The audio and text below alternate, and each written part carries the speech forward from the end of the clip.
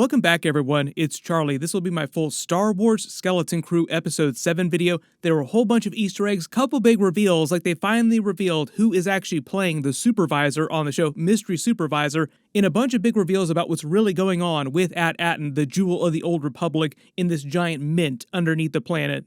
More money that you could ever spend in the Star Wars universe. You could buy half of the galaxy with all that money. So we'll break it all down. If you're brand new to the channel, be sure to subscribe to get all the episodes. Remember, next week is the finale, and then we have Star Wars Andor episodes coming later this year too, which sounds like it is going to be fire based on the trailer footage so far. I'm not really expecting a bigger trailer for that until after Skeleton Crew is done though. The episode title is We're Going to Be in So Much Trouble, which is a reference to what Fern says later in the episode when they almost made it back to the planet, saying that her mother lied. We're definitely going to be in so much trouble for all the mess that they've caused.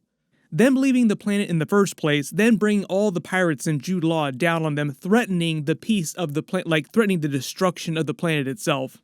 One of the big surprises of the episode, though, is that we didn't actually get a lot of Jude Law backstory that people were expecting, so I'm assuming that they're going to save some of that for the finale. There's still a couple things that we don't know about his character, but a lot of his conversation with Wim and the things that he said in earlier episodes sort of give you a clue of what really happened to his character when he was a child and why he's so traumatized, like why he's so damaged inside. During that talk with Wim, he basically recites line for line exact dialogue from Qui-Gon Jinn during Phantom Menace, meaning that at some point he probably did train in the Jedi Temple on Coruscant, but survived Order 66 somehow, and then became a pirate in the years after that, and that was his way of just surviving over the years. But one of the other really interesting details later in the episode, some of you might have clocked this too, is that he basically escapes the cuffs using the Force to break them, sort of like Superman during the Man of Steel movie, where it's a hilarious situation like the cuffs were never going to hold him. So you kind of wonder why Jude let them put him in the airlock and threaten to kill him if he could have done this and broken the cuffs at any time and used the Force to take any of them down. My assumption when it comes to stuff like that is that he was trying to hide from the crew, like the other pirates, that he did have Force sensitivity, like he didn't want any of them to know that. Maybe he never revealed that to them over any of the years, like none of them ever knew that he had the Force. Speaking of which, those of you that have been missing some lightsaber action, he uses that lightsaber a lot in this episode. Mostly to threaten the little kids' lives. I think maybe to build up the reveal of him possibly turning a corner and redeeming himself a little bit in the finale.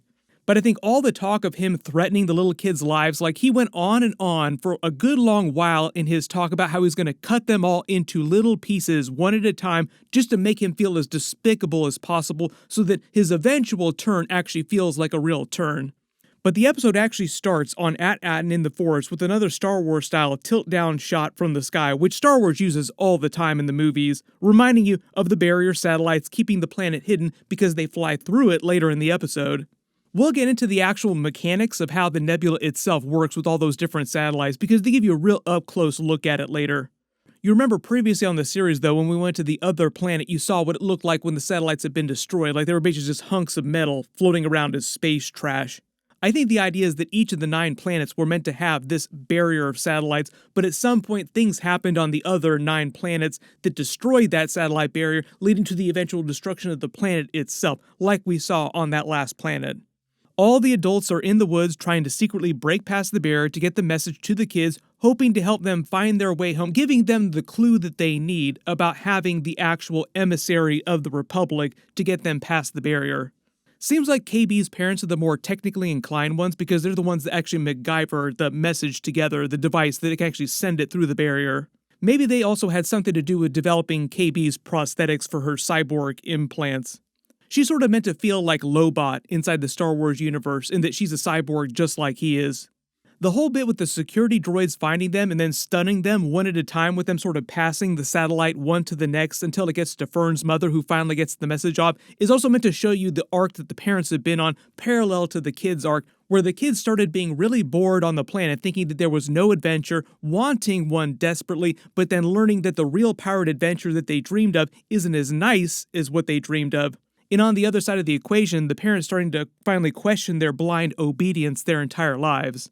The whole scene also reminded me of the scene in E.T. where they build the communicator to contact E.T.'s race so that they come back to pick him up. And a lot of the movie itself is also cribbing from classic Steven Spielberg just in general, so it makes sense that you see more Spielberg Easter eggs in the background.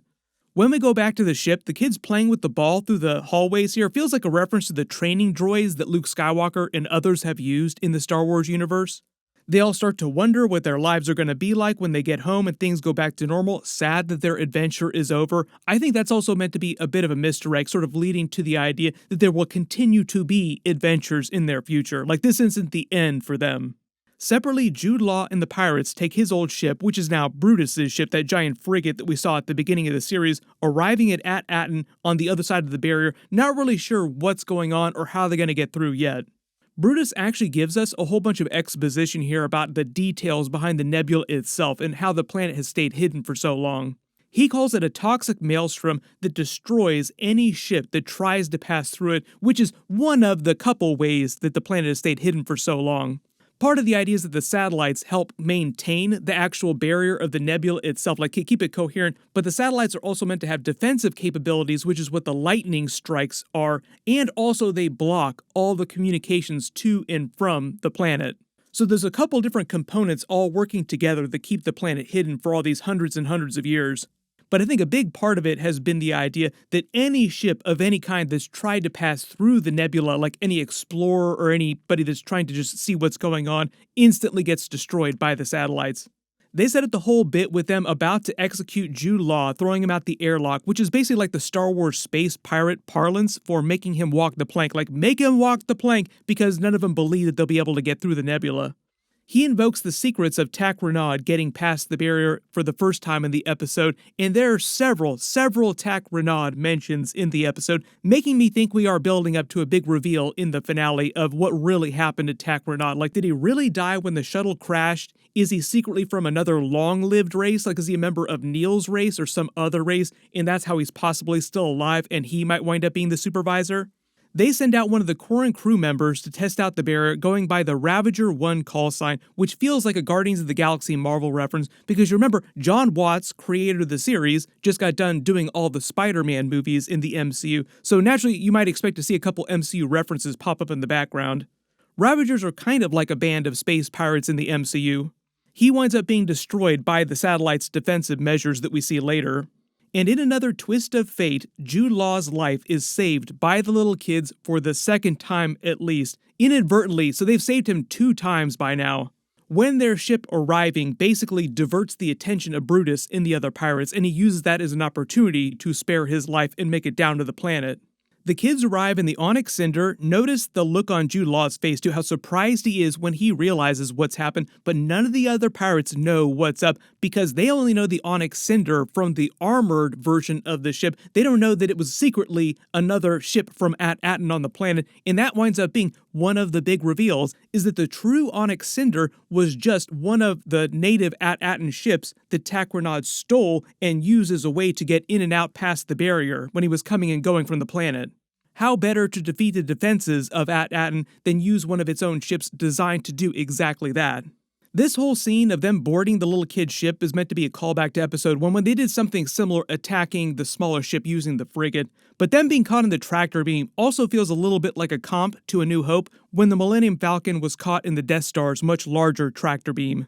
Brutus reminding Silvo that he's going to kill him no matter what the first chance he gets, even if he does get the treasure, he's still going to kill him, just sets up his move later, killing him while he has the chance. Like, oh, these are the stakes, I better kill you as soon as possible or I'm dead later.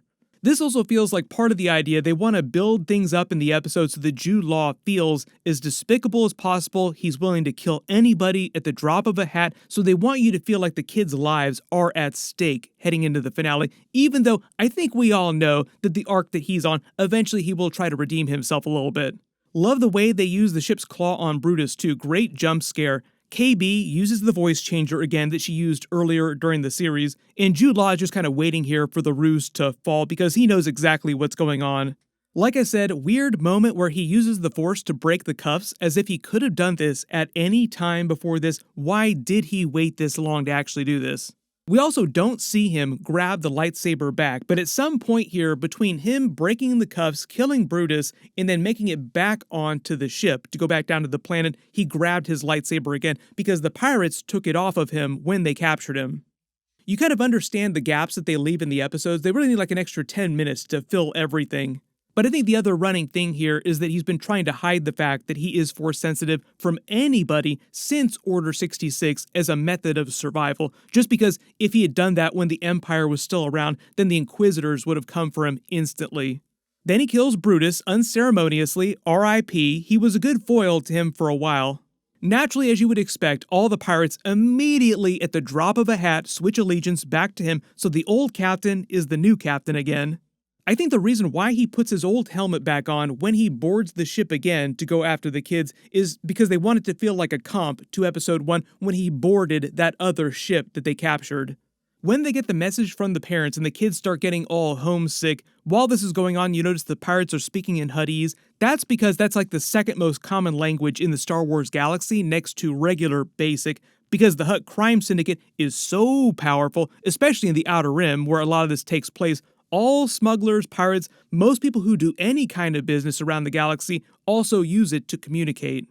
Really good example of this, if you're talking about classic Star Wars, is Tatooine, where Luke Skywalker, Anakin Skywalker grew up. The Hutts have controlled that for a long time, so that's why Luke Skywalker, Anakin Skywalker grew up learning Huttese.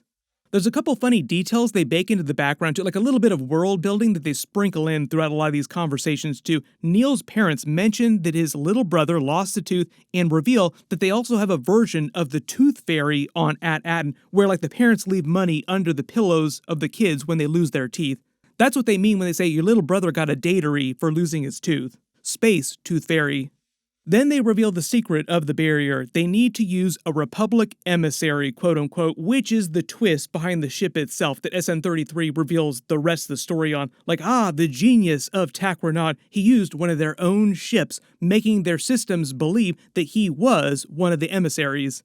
Another important detail, too, Wim's father also reveals that everybody on the planet learns the real truth about the barrier, the secret history of the planet, after they graduate school and start those real jobs that they were talking about in episode 1. So literally everybody on the planet knows what's really going on, except for all the little kids. Loved Wim's attempted Leroy Jenkins here on the pirates trying to take control of the ship back again, but of course it fails, but it leads to the whole claimsies joke coming back. And this is actually a big thing. They keep bringing this up in almost every single episode. SM-33 invoking the pirate code. And because it seems like it's such a big deal with his programming, this will probably continue to be a thing in the finale.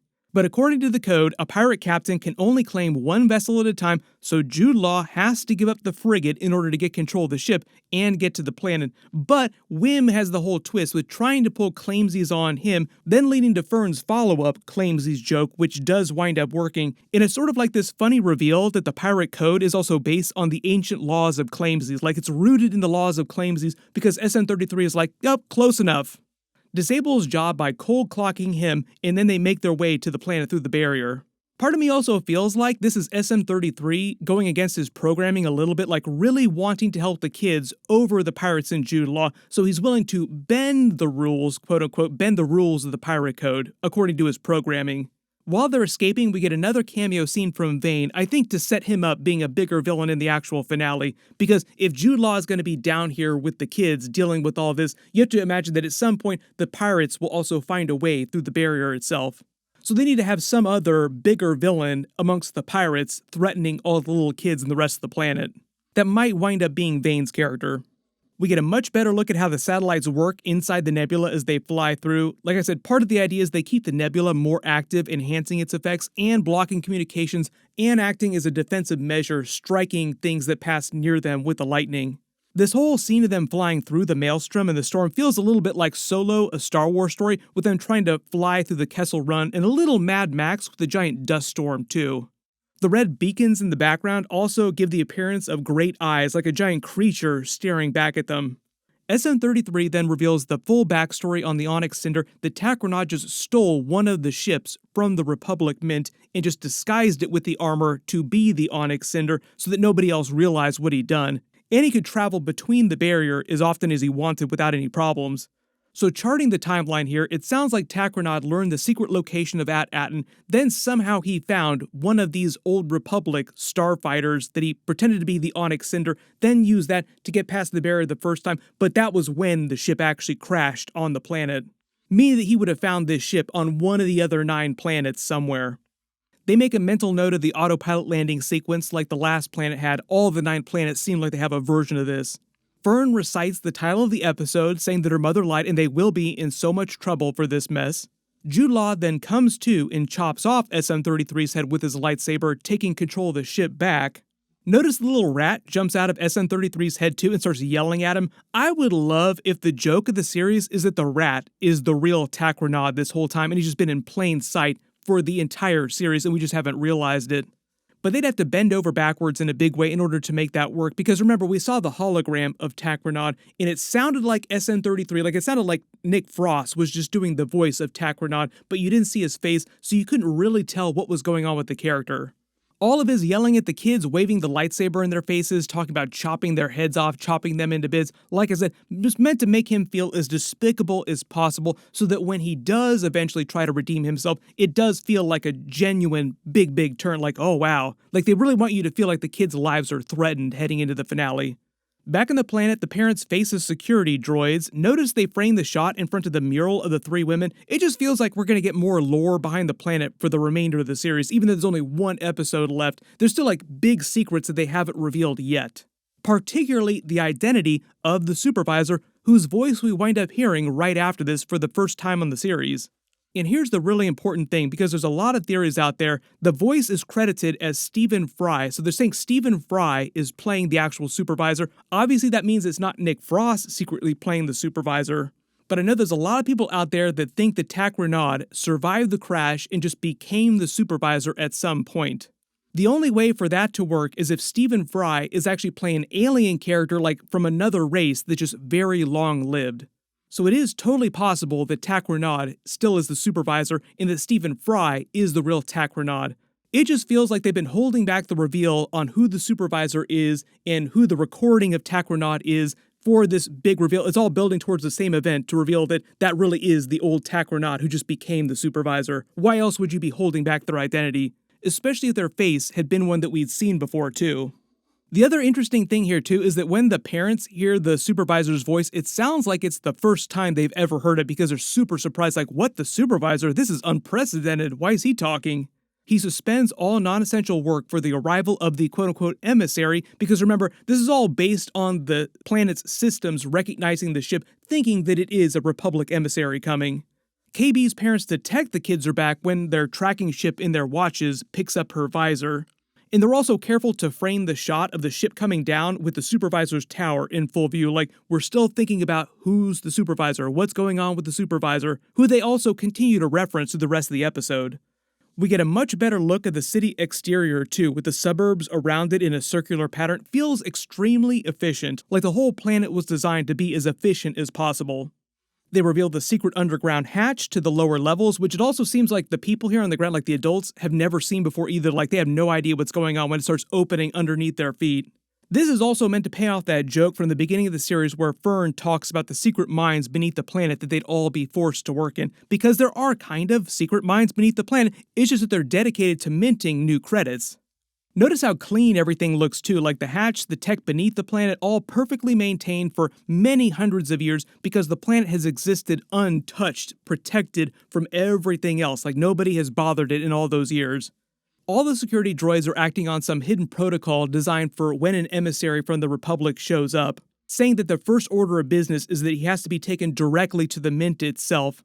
The droids contact the parents automatically. You wonder if this is also meant to be a twist too, like if the Supervisor really is Takranad, maybe he changed the security droids' programming so that they're all doing this as the build-up for some big reveal of the Supervisor. But this is meant to be the heart of the Mint, the actual machine that makes the credits themselves. When he tells the droids to go get the Supervisor and bring him here immediately, that's obviously leading to the final reveal of who the Supervisor really is. Like I said, being played by Stephen Fry, but the question is, who is Stephen Fry playing? Is he playing the real Takranad? When he says it'll be good to finally deal with someone who isn't a droid, that might also be part of the reveal too. Tack Renaud could also be a droid, like Stephen Fry could just be voicing a droid character, and that's also a way to have survived for so long. When they open the vault itself and reveal all the credits, it's meant to be a callback to episode 1 with the empty vault opening. And I love Jude Law's performance during this entire scene where he just absolutely loses it. Like he can't believe it. The ecstasy of gold. This feels old school. When the droid says that there are 1,139 vaults total, that feels like another deep-cut George Lucas Easter egg for his original student film like long time ago when he was still in college for THX 1138. But again, the whole idea here is that there's more money than Jude Law would ever be able to spend in his entire lifetime. Even the most luxe lifestyle you could imagine, he would never run out of money. So it kind of feels like the finale is building up towards an Indiana Jones Last Crusade Grail-type twist where he's forced to choose between the money or the kids. During Indiana Jones, Elsa made the wrong choice, tried to choose the Grail, wound up dying. Indiana Jones also faced the same choice and wound up giving up the Grail and choosing life. So I think we're all kind of expecting Jude Law to do something similar in the finale where he gives up the idea of having all this money in order to save the kids' lives. But then the parents arrive to reunite with the kids. It's meant to be this real heartfelt moment that they cut short when Jude Law walks up as they're asking what happened and he ignites the lightsaber, and they really want it to feel like vibes of Revenge of the Sith with Anakin Skywalker coming in to kill all the younglings. Like they want you to feel like he might kill all these people here. Overall, one of the more solid episodes of the series just because they're finally revealing a lot of these hidden details, confirming a lot of theories. Everybody let me know in the comments, though, who do you think Stephen Fry's Supervisor really is? Like, we know it's Stephen Fry, but who is Stephen Fry playing? Like, who is the real identity of the Supervisor? And what do you think is going to happen to that rat at the end of the series? Obviously, they're probably going to repair SN-33. Like, you can repair a droid by just reattaching his head, so it's not like he's going to be dead forever. Big reminder, my finale video will post next week after they release it. There's a bunch of other big stuff coming up too. We have that new Spider-Man TV series in the MCU. We also have the Super Bowl and a whole bunch of trailers coming in a couple weeks too. So be sure to enable alerts for my channel so you don't miss any of that. Speaking of Andor Season 2, click here for my Andor Season 2 trailer and click here for all my Skeleton Crew episodes. Thank you so much for watching, and I'll see you guys in the next one.